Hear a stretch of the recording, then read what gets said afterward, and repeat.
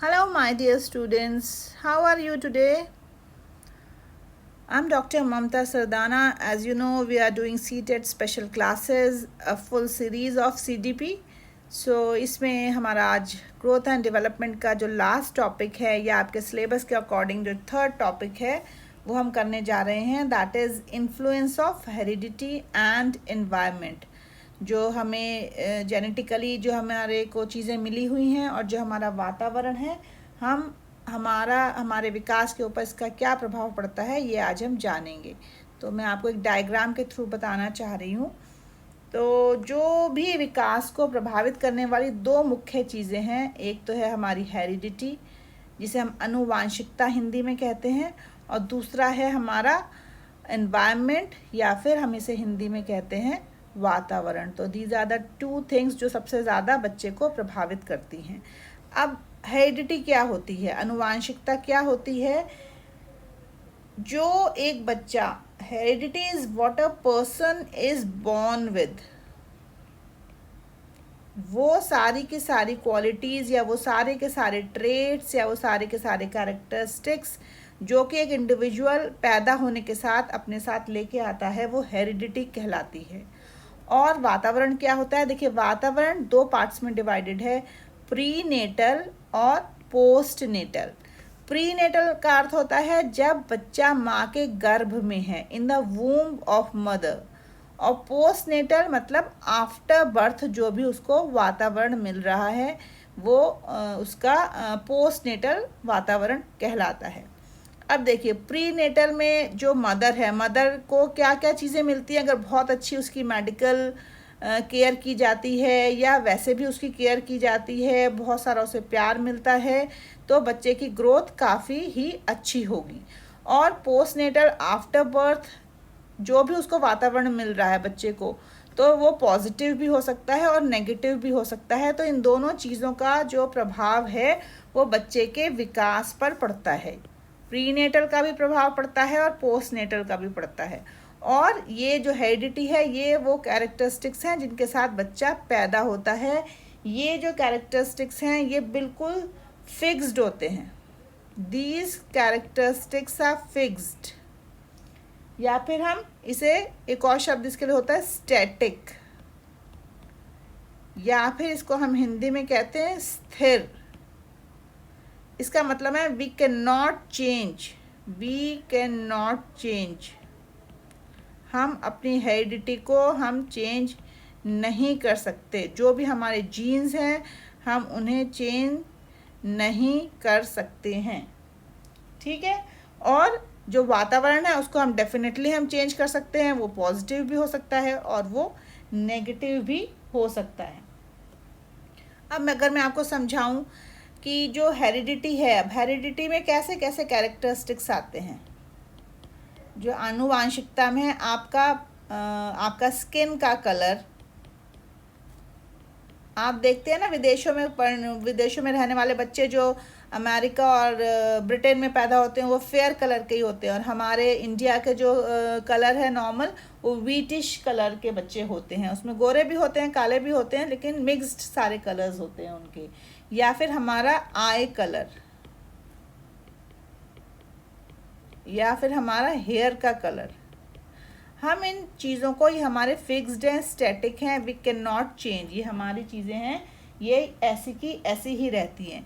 या फिर इसमें कुछ चीज़ें और भी आती हैं, जैसे कि हमारा टेम्परामेंट, मतलब हमारा नेचर, हमारा स्वभाव.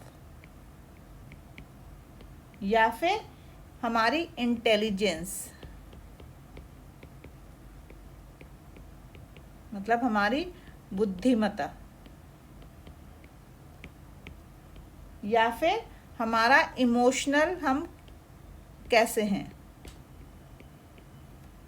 मतलब हमारे संवेगों पे हमारा कितना कंट्रोल है. ये सब हमें कैसे मिलता है? हमें ये हेरिडिटी से मिलता है. ये सारी की सारी चीज़ें हमारी हेरिडिटी में हमें प्राप्त होती हैं.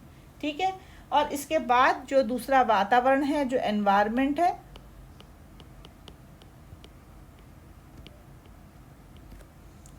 वो वातावरण कैसा होता है? डायनामिक. इसे हम कहते हैं डायनामिक. डायनामिक को हिंदी में कहेंगे परिवर्तनशील, जो कि परिवर्तित होता रहता है, या फिर हम इसे अनप्रिडिक्टेबल कह सकते हैं।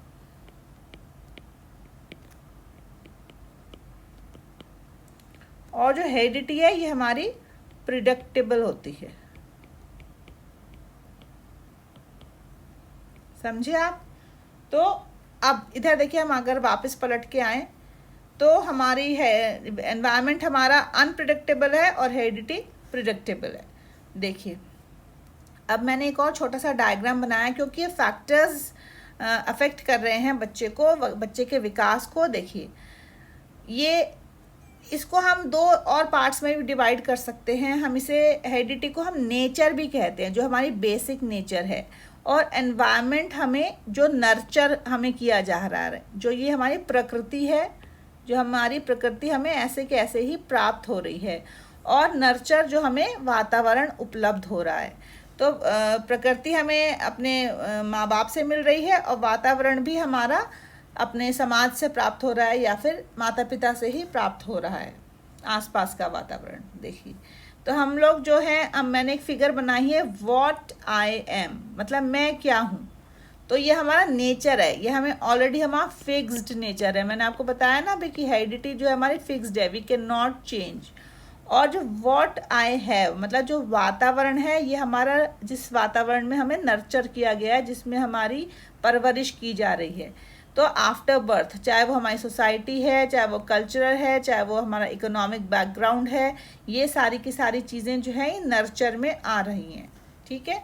तो व्हाट आई एम और व्हाट आई हैव मिलके क्या बन रहा है? बच्चे की पर्सनालिटी बन रही है, टोटल पर्सनालिटी। और इसके लिए एक बहुत इंपॉर्टेंट फॉर्मूला है इस पर्सनालिटी के लिए, ये है डेवलपमेंट, जो विकास है, ये विकास है हमारा। और ये हेरिडिटी और वातावरण, जो हमारी आनुवंशिकता है और जो वातावरण है, इन दोनों का प्रोडक्ट है। प्रोडक्ट मतलब गुणनफल है ये।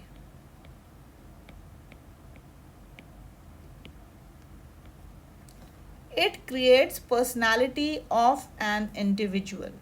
हेरिडिटी और वातावरण का, जो आनुवांशिकता और वातावरण का, या हेरिडिटी और एनवायरनमेंट का जो प्रोडक्ट है, वो क्या बना रहा है? हमारा विकास बना रहा है, हमारा पर्सनालिटी बना रहा है बच्चे की। तो ये इस ढंग से आप इसको समझ लीजिए। ठीक है? एक और चीज़ मैं आपको बताना चाहूँगी, इसमें कभी कभी बच्चे के जेंडर के ऊपर क्वेश्चन आ जाता है कि बच्चे का जेंडर कैसे डिसाइड होता है। ठीक है? मेल है कि फीमेल है। देखिए, हमारी जो जब बच्चा पैदा होता है तो उसमें 23 पेयर्स ऑफ क्रोमोसोम्स होते हैं।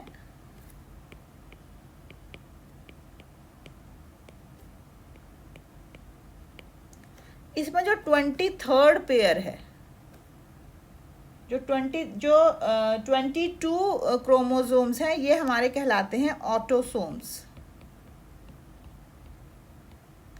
और जो 23rd पेयर है, ये कहलाता है सेक्स क्रोमोसोम। इसको हम क्या कहते हैं? Sex chromosome.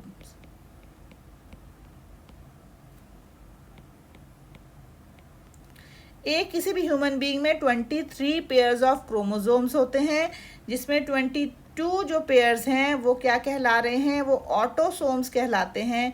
और जो 23rd पेयर है वो सेक्स क्रोमोसोम कहलाता है, जो ये डिसाइड करता है कि बच्चा लड़का होगा या फिर लड़की होगी।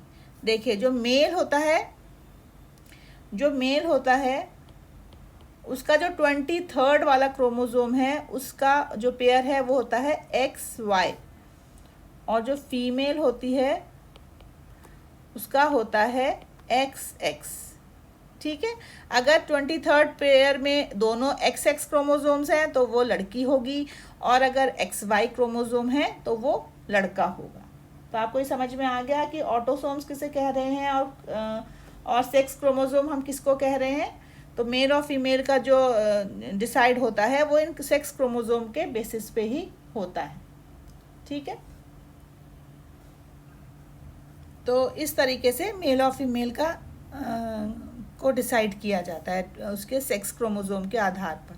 तो आपने पहले तो ये समझा कि इसमें नेचर क्या चीज़ है, बच्चे की नेचर, जिसमें जिस जीन्स के अकॉर्डिंग बच्चा जो है वो बॉर्न हो रहा है, अपने पेरेंट्स से उसे चीज़ें मिल रही हैं, वो फिक्स्ड हैं, स्टैटिक हैं, उसका आई कलर, उसका स्किन कलर, उसका हेयर कलर, उसके कैरेक्टरिस्टिक्स, और वो जो वातावरण उसको मिल रहा है वो उसका नर्चर कहला रहा है, जिस वातावरण में उसकी परवरिश की जा रही है। और इन दोनों का गुणनफल मिलकर, इन दोनों का एच और ई का जो प्रोडक्ट है वो मिलकर बच्चे की पर्सनालिटी बता रहा है।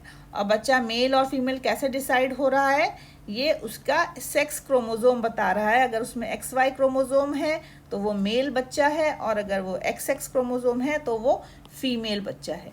तो ये बातें आप समझ लीजिए कि ये हमारे हाइडिटी और एनवायरनमेंट को इस ढंग से डिनोट किया जा रहा है। तो ये लास्ट टॉपिक है जिसे हम आज फिनिश कर रहे हैं, ग्रोथ एंड डेवलपमेंट का। इसके अलावा कुछ पॉइंट्स बचेंगे जो मैं साथ साथ जब हम क्वेश्चंस अटेम्प्ट करेंगे इसके, तो मैं आपको साथ साथ इसका एक्सप्लेनेशन दे दूँगी। तो आशा है आपको ये सब कुछ समझ में आ गया होगा। बहुत ही सिंपल है, बिल्कुल भी डिफ़िकल्ट इसमें कुछ भी नहीं है। तो फिर thank you so much, and do follow my channel and stay tuned for future videos. Thank you. धन्यवाद. Bye bye.